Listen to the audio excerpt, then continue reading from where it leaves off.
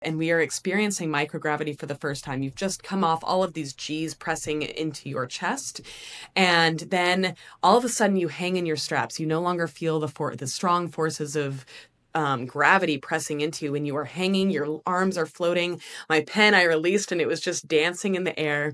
I dreamed of being a part of the space industry, and then to get to kind of blend this interest in love in biomedical engineering with space was just perfection to me. This morning, I had the pleasure of interviewing Anna Menon, SpaceX astronaut, engineer, and medical officer. She played a critical role in SpaceX's recent Polaris Dawn mission, where they did the first commercial EVA. Please check the video description or show notes for a link to Anna's book, Kisses from Space. My 5-year-old daughter absolutely loved listening to Anna read it live from the Dragon capsule as she was orbiting the Earth. It was phenomenal. Please check it out. Welcome to the podcast. Thank you so much. I guess I'll just jump right into it. How was finding out that you were going to be headed on this Polaris Dawn mission? And, was being an astronaut something that you wanted to do since you were a little kid? Talk to me a little bit about that. That was certainly the surprise of a lifetime. So I had just gotten back actually from the announcement of my husband as joining NASA's 2021 astronaut class. And so we had been in Houston for that. I'd returned to LA where we lived. And 3 days later, I was invited to a meeting where my boss was there, and I walked into this room, and my boss at SpaceX, as well as Jared Isaacman and several others were sitting there. And we, chatted for just a few minutes. And this meeting was put on my calendar under false pretenses of something like, hey, we're going to talk about some ideas for future mission work. Jared had flown with SpaceX before. I had supported his mission before. And so it seemed like a reasonable meeting to have.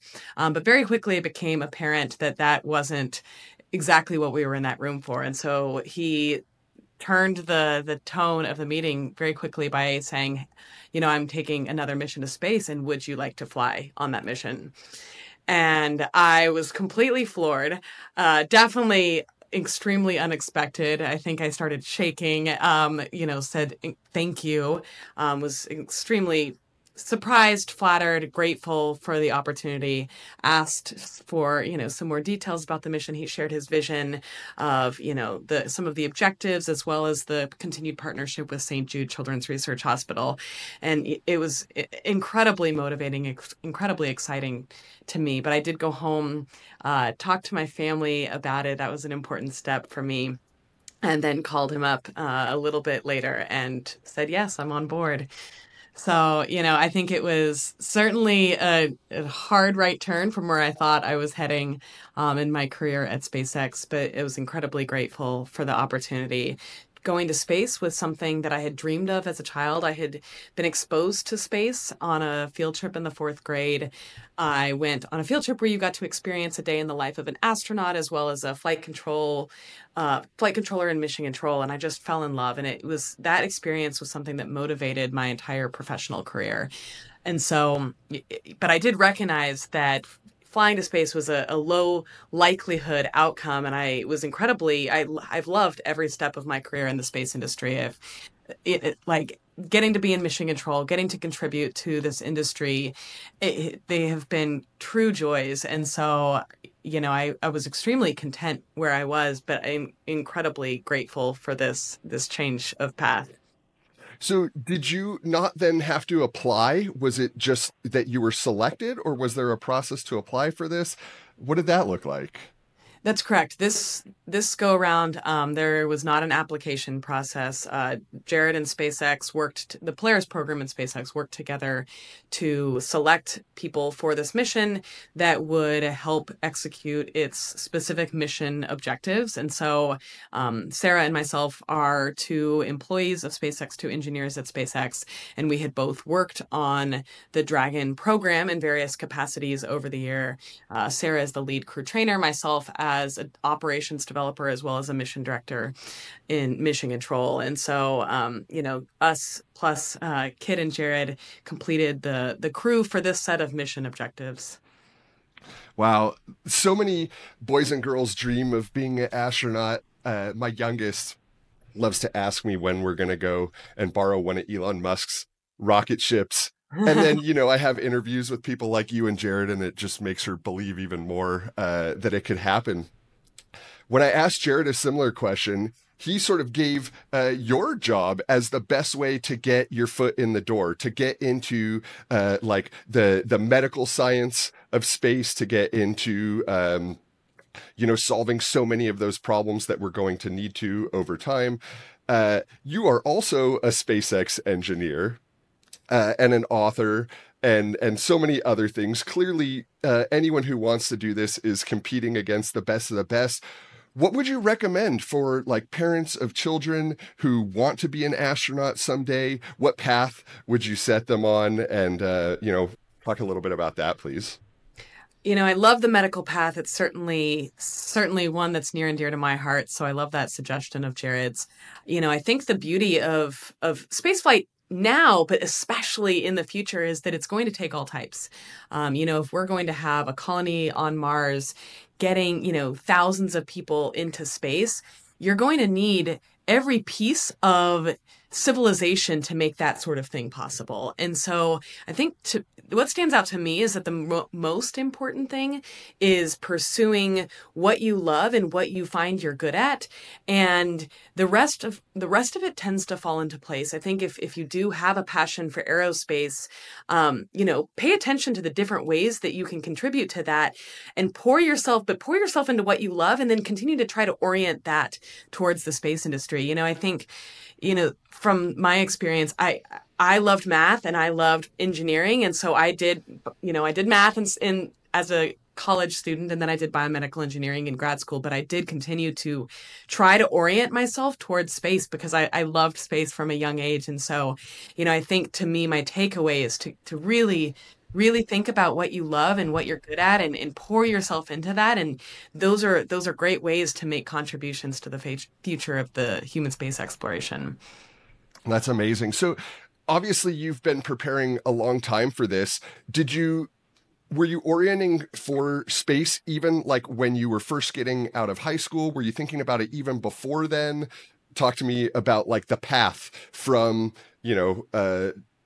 imagining this is something that you might want to do to where you are now, where you get invited to be an astronaut, no less. I think it, it was clear to me that it was important to follow what I loved. And so when I went into college, I knew that I loved math, and I also knew I loved Spanish. So I double majored in math and Spanish, and I knew that there were lots of ways to take mathematics, but I didn't know exactly how I wanted to take it quite yet. And so it was near the end of my college years that I realized that, I love math, but I especially love the hands-on application of math to help our world. Seeing math, in the flesh, making impacts on the world around us. And so I decided to go into engineering, pursued a master's degree in biomedical engineering at Duke University. And that's really where I dug in a lot onto the engineering side, but continued to carry this childhood love of space with me this whole time. And so sought out opportunities in the space industry, was so grateful to get several internships at NASA while I was completing my studies. And then when I got out of grad school, was fortunate enough to get a job at NASA Johnson Space Center. And there I worked as what's called a biomedical flight controller at NASA for about 7 years. So those are the people that support the medical hardware and software on the International Space Station. So for me, this was a dream come true. I dreamed of being a part of the space industry, and then to get to kind of blend this interest and love in biomedical engineering with space was just perfection to me. And so after about 7 years there, my husband and I transitioned over to SpaceX. And there I've been getting to still support the human in space by doing crew operations development, working in mission control as we fly humans in space. And it has just been the total joy of a lifetime. So do you get to actually use practical or math practically to contribute to the mission in any way during the planning process or whatever? You mentioned your love for math. Can you give any examples of how you use math in the space program? There's all sorts of places that you can use math in the space program. There's a lot of math that goes into the trajectory development.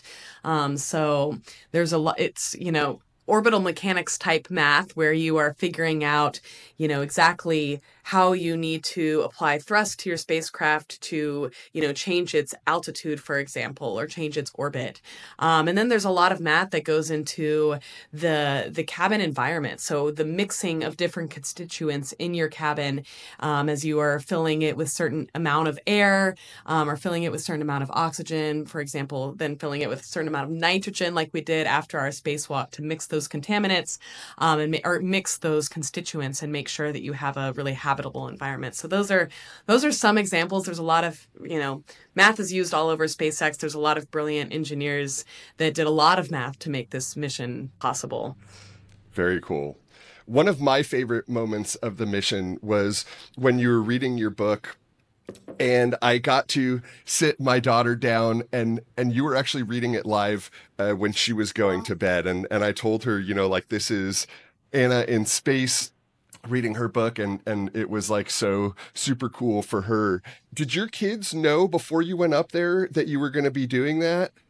They did. So they had been part of the journey the whole time. They knew I was authoring a book. I co-authored it with my cousin, actually, a woman named Carrie Vosick, and it's illustrated by Andy Harkness.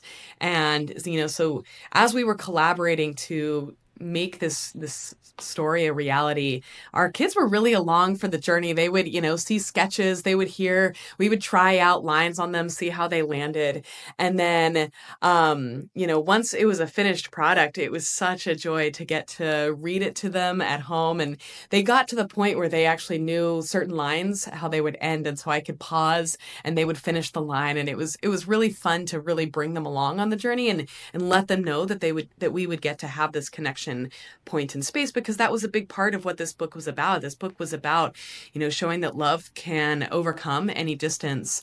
And it was a connection point for me with my kids while we were in space. And then it was also a connection point with some of the brave patients of St. Jude Children's Research Hospital while we were out there and I was reading it. And so it was really special to get to share that with my kids along the journey and then get to hear their voices when I read to them from space. How super cool.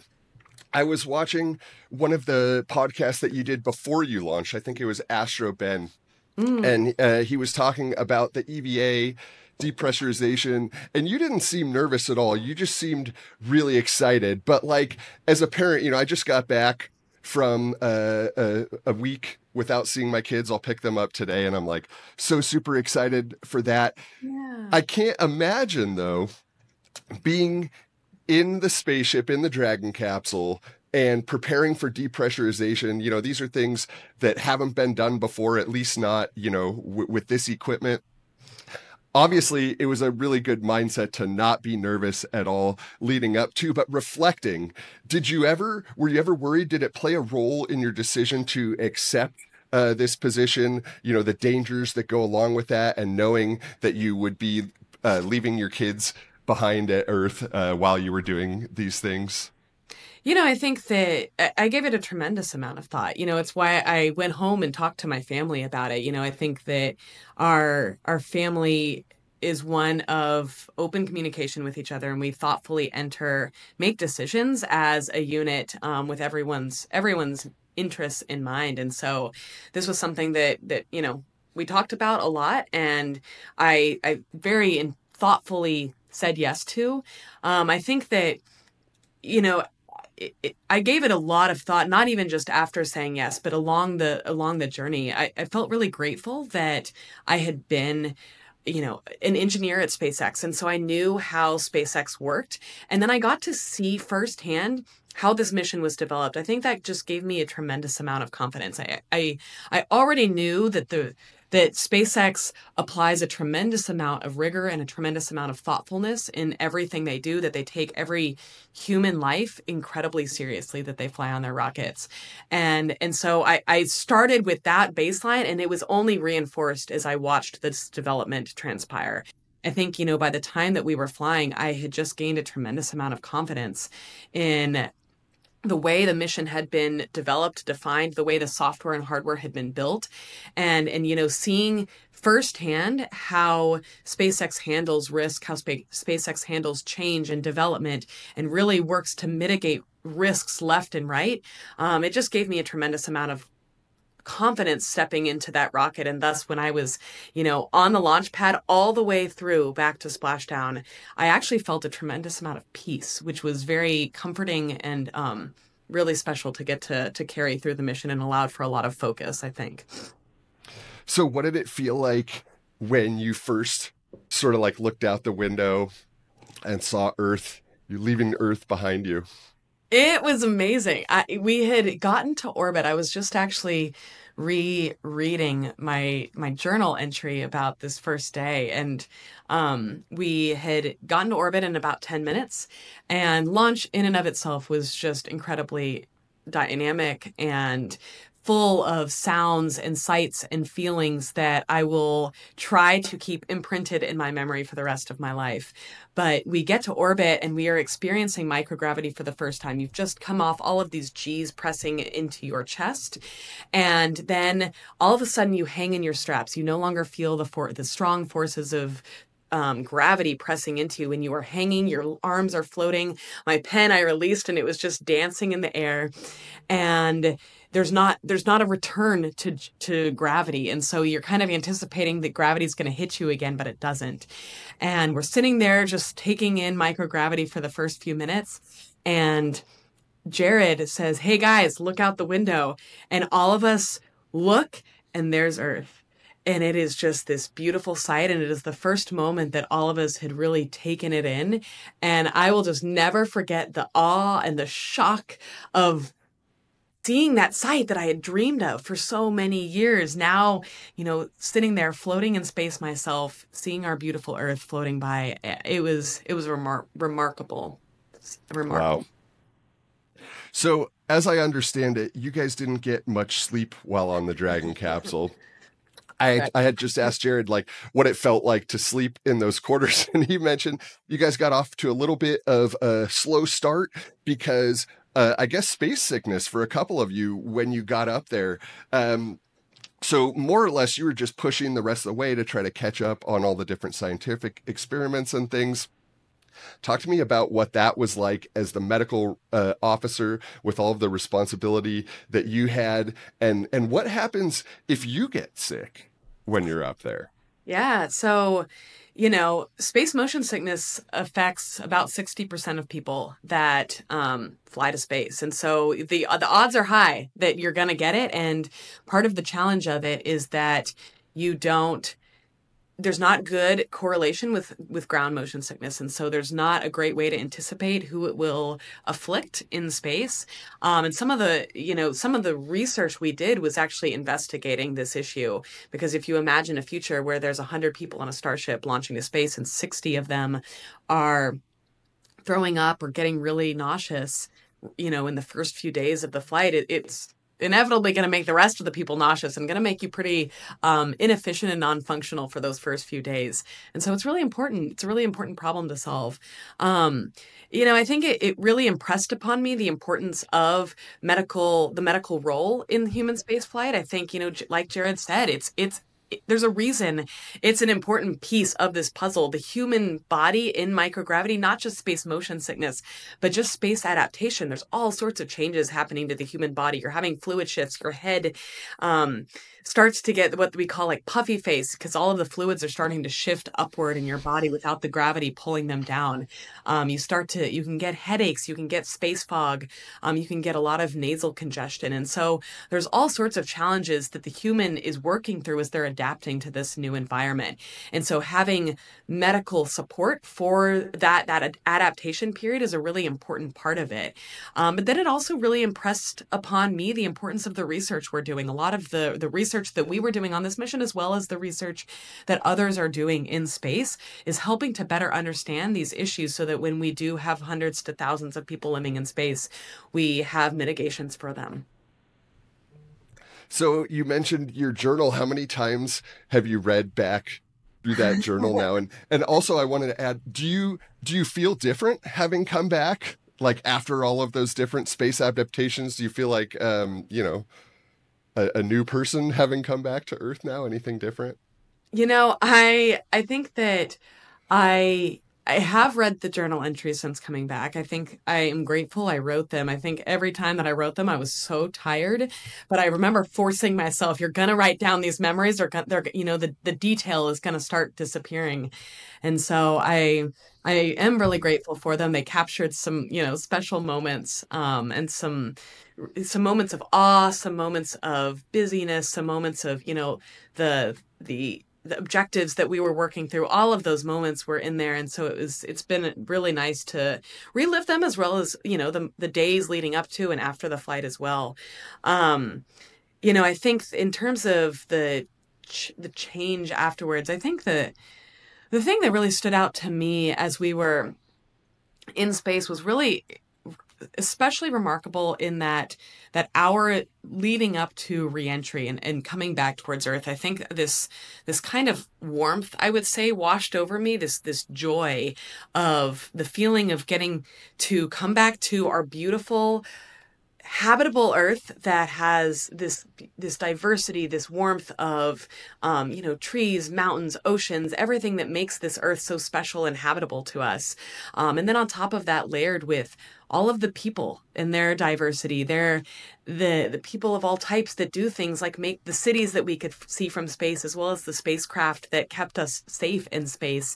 Getting to come home to them was just such a special, heartwarming feeling that I think it made me just incredibly grateful to be back surrounded by all of this here on Earth. I loved space. I would have loved more time in space, but I think I felt this renewed, sense of gratitude and joy being back here on Earth, surrounded by people, surrounded by my family, and I think that is what I carried away in the days afterwards. Would you be interested in another mission?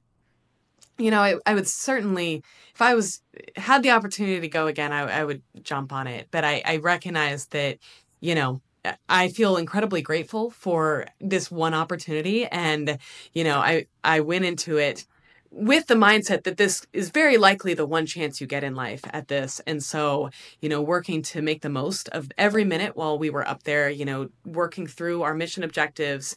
And so, I think that I would certainly be overjoyed to get to go again, but I think there's a lot of other people out there that also I would love to see get to fly to space and get to experience this sort of thing firsthand. Is there any regrets, anything you wish that you did when you were up there that you didn't?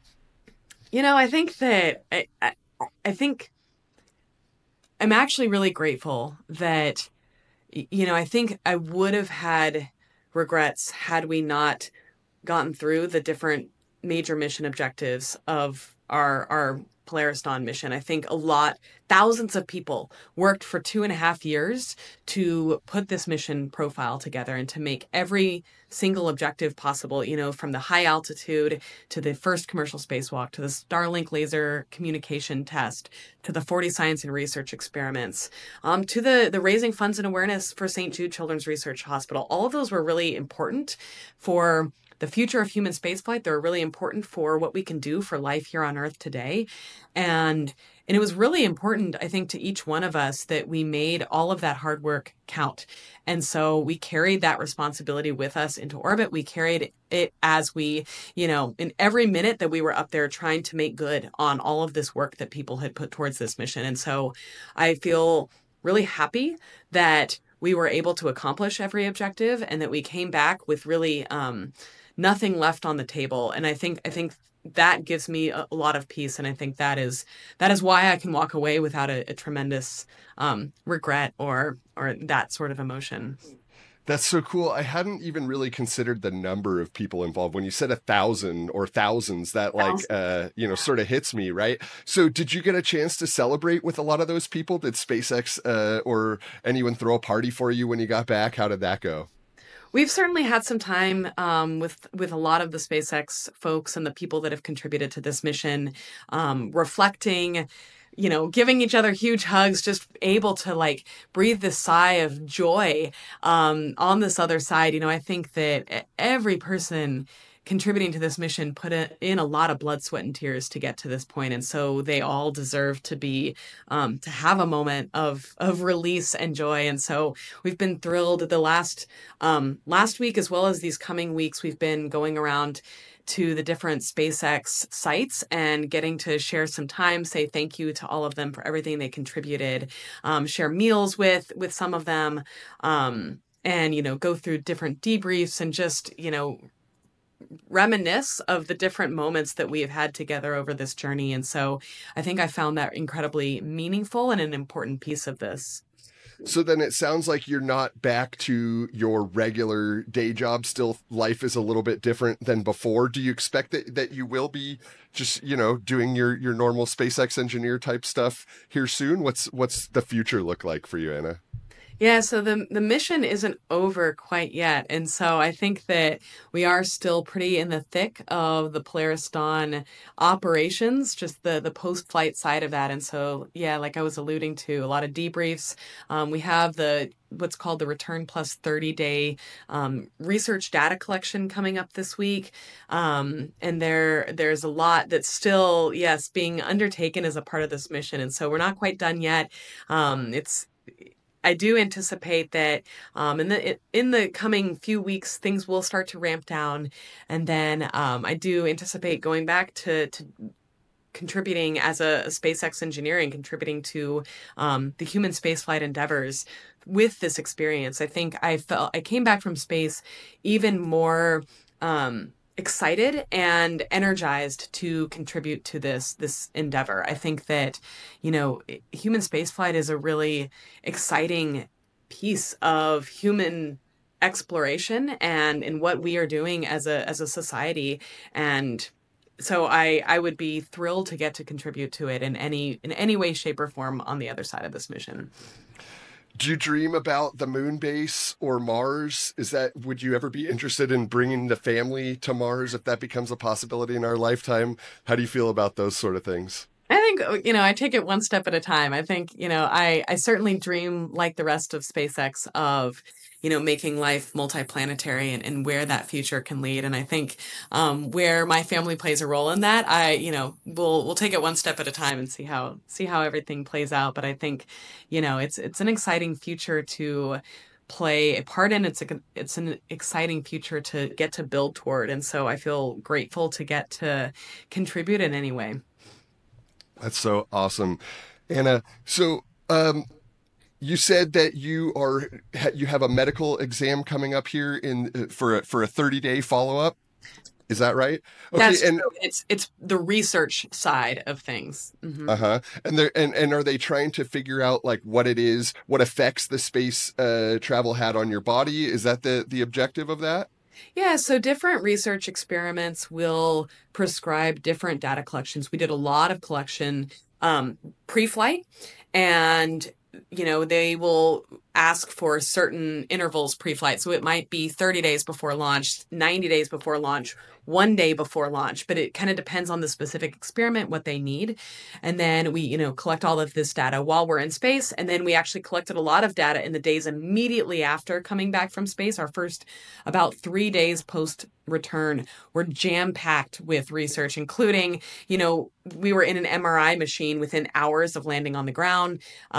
And then we flew to Houston, got some really, really thorough bone density scans, came back to the Cape, got some more MRIs, got some more data collected in those days after flight. And then a lot of research experiments will prescribe kind of another data collection set a little bit more removed from return. So that's what this R plus 30 collection is. And a lot of what you're looking for there is, you looked at the data, you looked at the human in space, then right after coming back from space, then a little bit further removed. And what are the changes that are happening in that time? And so you can get a lot of good insight by doing that. Super cool. Well, Anna, it was so fun to talk to you today. Super exciting. Anytime I get to get, closer to SpaceX and space travel, it's been a dream of mine since I was a kid. I remember my dad telling me stories of all of the different, like the moon landing and different things that he experienced when he was a kid. And for a while, I felt like we were sort of so left out, my generation, because there wasn't a whole lot happening. And just over the past few years with SpaceX, it's been such a delight to watch. My kids can watch these things happen, and that's really exciting for me to share that with them as well. So thank you for all of your participation, whether it's a SpaceX engineer or an astronaut. One last question, I guess. Has it just all felt like a blur? Have you been able to settle down yet and reflect much, or is it just like still totally crazy? I think the reflection is still in work. I think there's a lot of processing that will still happen over the weeks and months to come. But I think that's part of the joy of it. We've been really immersing ourselves in all of this the post-flight operations, the data collection, the debriefs, things like that. And I'm incredibly grateful to have those moments. And so I think a lot of the processing gets sprinkled in amongst those moments. We might be together and remember some detail that we share with each other. But I think a lot of the processing will be in the months to come, and it will be a total joy to get to relive. Well, I'm so happy for you, Anna. And again, thank you so much for joining me. You have a wonderful rest of your day, and best of luck with getting on another future SpaceX flight. I know that you want to share that with everyone, but like you said, hopefully there'll be room for a lot more when we're sending up starships with hundreds. Who knows? Maybe we can hop on one together sometime. That would be great. Well, thank you so much for your time. It was a joy to talk to you. Really appreciated the chat. Thank you. Have a nice one, Anna. You too. Bye. Bye. If you enjoyed this video, please consider subscribing. It really goes a long way towards helping me expand my reach and get these interviews out to as many people as possible. That also helps me with getting new interview guests, and that is like my gold. Thank you.